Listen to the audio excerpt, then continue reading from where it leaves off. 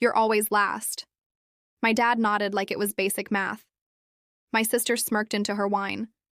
I didn't cry. I didn't argue. I just said, good to know. Because something snapped in that moment. Not my heart, my loyalty. Before I tell you what I did next, take a second to hit like, subscribe, and comment where you're listening from. And tell me, have you ever realized you were last in your own family? My name is Mia, and for most of my life, I learned my place without anyone ever sitting me down to explain it. No speeches, no rules posted on the fridge, just patterns, quiet ones, the kind you only recognize after they've shaped you. I grew up in a house in Denver that looked ordinary from the outside. Trim lawn, neutral paint, family photos by the front door. But if you stood still long enough inside that house, you could feel how attention moved, how it flowed quickly toward one person, and how it slowed, thinned out before it ever reached me. My sister had a gravity I didn't. Conversations bent toward her. Plans were made around her schedule. When something went wrong, people rushed. When something went right, they celebrated loudly. I learned early that my role was different. I was the one who didn't need much, the one who could handle it, the one everyone described as strong, like it was a compliment instead of a warning. I didn't grow up unloved. That's the complicated part. I was loved in theory, in reassurance, in phrases like, you'll be fine and you're so independent. Love that sounded generous but came with an unspoken condition. Don't ask for more, don't take up space, don't need us the way she does. I noticed it in small moments. Birthday mornings where my cake came from the grocery store on the way home while hers was ordered weeks ahead. Family trips where my suitcase stayed in the closet because I was better off saving for school. Graduation days where I took photos for everyone else and stood off to the side holding jackets, watching milestones happen without me in the frame. When I left for community college, no one cried at the airport. There wasn't an airport actually, just a quick hug in the driveway and a reminder to call when I got there. I paid my own way, worked extra shifts, learned how to stretch money and time because I had to. And every time I succeeded, it quietly reinforced the story my parents told themselves. See, she's fine. She doesn't need us. Years later, when I moved to Seattle for work, the pattern didn't change. Phone calls were brief. Updates about my life were acknowledged, then redirected. How's work? That's good. Did you hear what your sister's dealing with right now? I became fluent in listening in, being supportive, and staying calm while my own life unfolded off to the side. By the time of that dinner, the one where my mother finally said the words out loud, I already knew where I stood. What shocked me wasn't the ranking. It was how comfortable they were saying it. As if it had always been obvious, as if I had agreed, and maybe in some quiet way I had. After that dinner, nothing changed on the surface, and that was the point. My parents didn't call to check in. My sister didn't apologize. Life continued smooth and uninterrupted, as if they hadn't just said the quiet part out loud. But something had shifted in me. The requests kept coming just like before. A text from my mom asking if I could watch the kids just for a few hours. A casual mention of bills piling up said lightly like a weather update. My sister forwarding a message about a payment that accidentally bounced followed by a laughing emoji. No one asked directly. They never had to. The assumption was enough. I noticed how automatic my old responses had been. Of course, no problem, I'll figure it out. This time I didn't answer right away. At first it felt wrong, like I was breaking some invisible rule. I'd see my phone light up and feel that familiar pull in my chest, the reflex to smooth things over before they escalated. Instead, I let the phone sit on the counter. I finished my coffee. I went to work. I lived my day. And nothing exploded. That realization was unsettling. The world didn't collapse because I didn't step in immediately.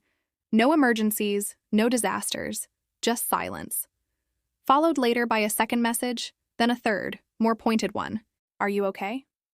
You've been quiet. I was quiet because I was paying attention. I started looking at my own life with the same clarity I brought to my work, my finances, my schedule, my energy. I realized how much of it had been quietly allocated to everyone else. Money that drifted out in small, regular amounts.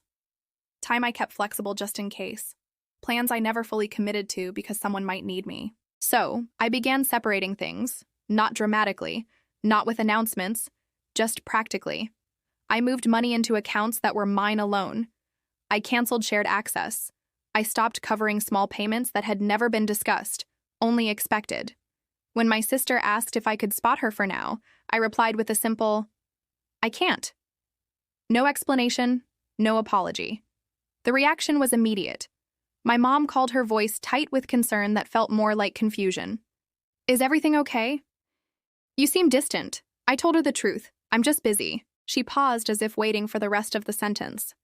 When it didn't come, she filled the space herself. You know your sister's under a lot of pressure right now. I did know. I had always known. What I was realizing was that knowing didn't make it my responsibility. That was the turning point. Not a fight, not a dramatic declaration, just the moment I understood that being the strong one had become a convenient excuse for everyone else to stop carrying their share. I didn't know then how soon they would really test that boundary, but I was about to find out. The call came on a weekday afternoon right as I was finishing a meeting. I could hear it before anyone said a word. That edge in my mom's voice, tight, rushed. The sound of someone trying to stay calm while standing on unstable ground. We need to talk, she said. Can you come by this weekend? She didn't explain. She didn't have to. By then, I'd learned the language. When my family used urgency without details, it meant something had gone wrong, something expensive. When I arrived in Denver, the house felt heavier than I remembered, the air stale. The living room table buried under stacks of envelopes and loose papers, bills, notices, printouts that looked official enough to be frightening. My sister sat rigid on the couch, arms crossed, eyes fixed on the floor. My dad avoided my gaze entirely. They didn't ask how I was. No one ever does in moments like that. My mom started talking fast words, tumbling over each other. A business decision that didn't pan out. Payments that had been delayed. A few contracts signed with optimism and very little margin for error. She kept using the word temporary, like repeating it might make it true. I listened without interrupting, my hands folded neatly in my lap, the way I always had.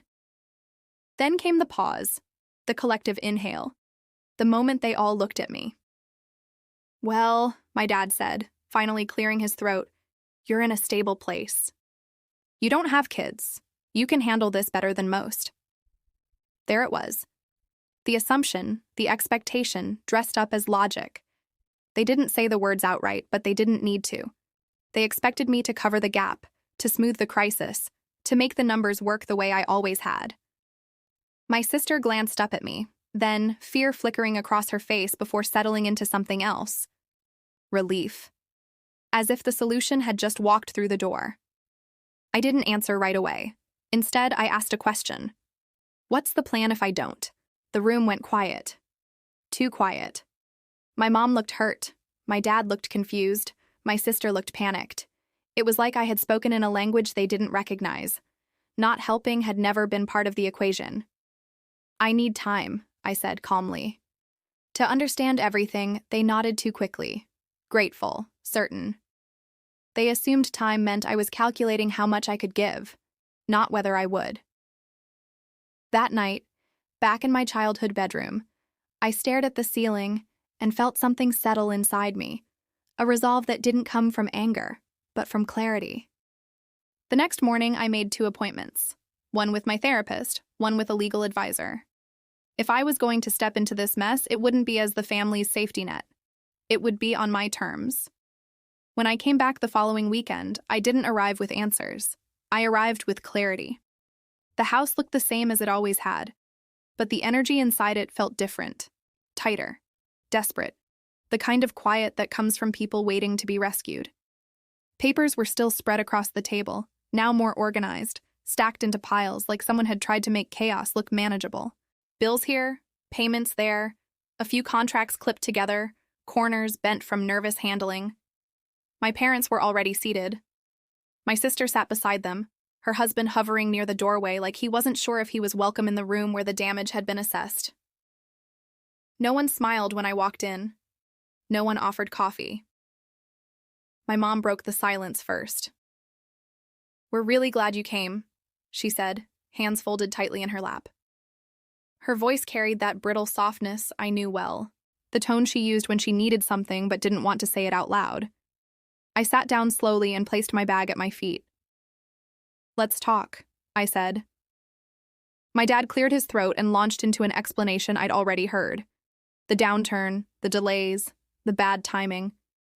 He spoke like a man presenting a case he'd rehearsed all week, hoping confidence might replace accountability.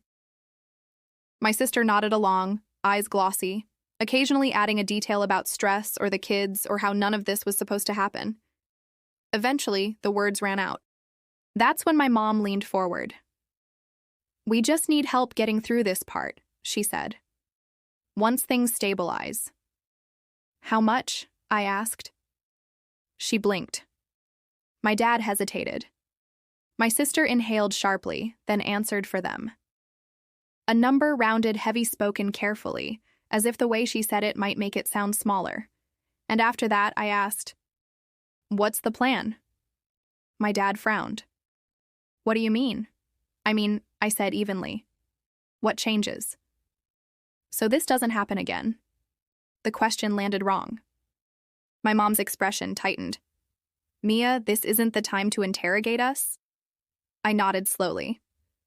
"Then it's not the time for me to write a check." The room shifted. My sister sat up straighter. "We're family," she said, her voice rising just enough to carry emotion without crossing into accusation. "This isn't about plans. It's about helping." "Helping who?" I asked. She looked at me like the answer was obvious. "Us." I glanced around the room. "And who's helping me?" No one spoke. My dad leaned forward, elbows on his knees. "You're in a different position," he said. "You don't have the same responsibilities. You're single, you're stable, you can afford to step in." There it was. The logic I'd heard my entire life, the math that always ended with me absorbing the cost. "I can afford to step in," I said carefully, "because I've spent years planning my life as if no one would ever catch me if I fell." My mom's eyes filled. "We didn't know you felt like that." I met her gaze. "You did. You just didn't think it mattered." The room went quiet again, but this time it wasn't confusion. It was discomfort. I reached into my bag and pulled out a folder, sliding it onto the table between us. The movement was slow, deliberate. Every eye followed it. "This is what I'm willing to do," I said, "and this is how." My dad opened the folder first, his eyebrows knit together as he scanned the first page, then the next.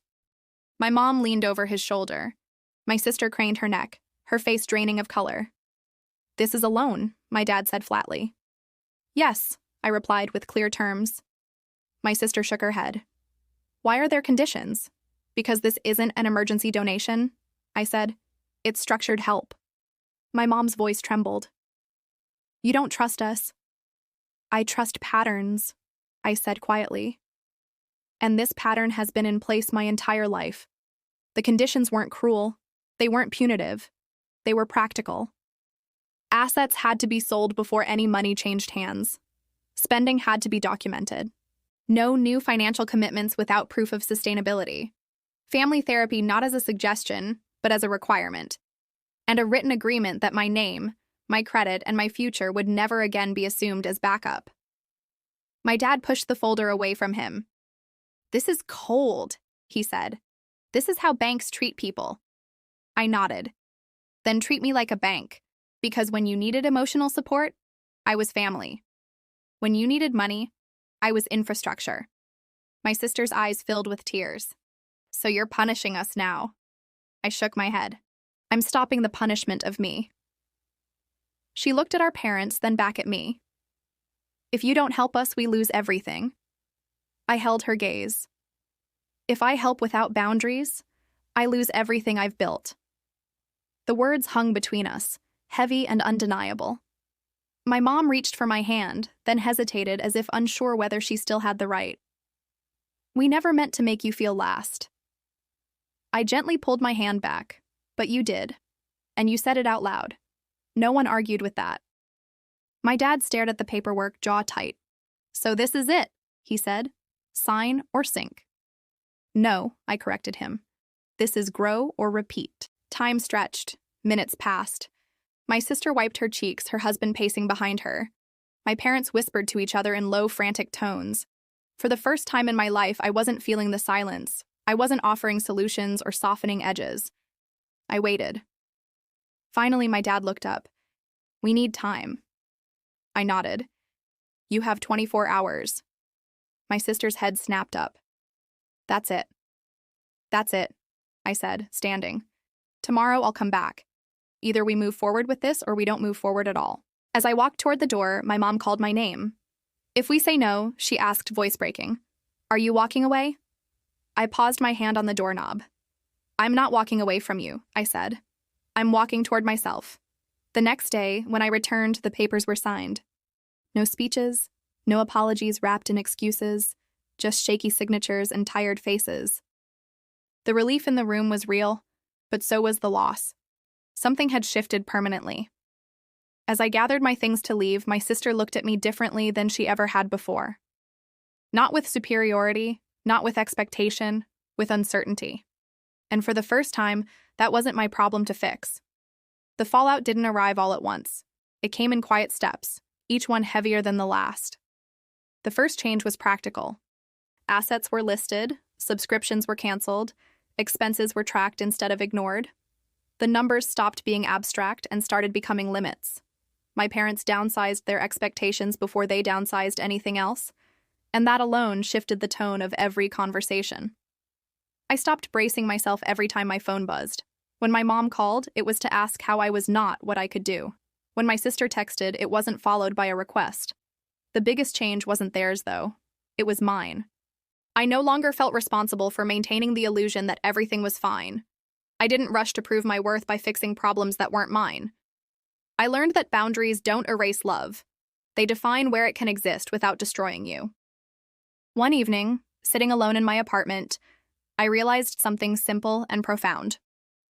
For the first time in my life, I wasn't waiting to be chosen. I had already chosen myself. And that made all the difference.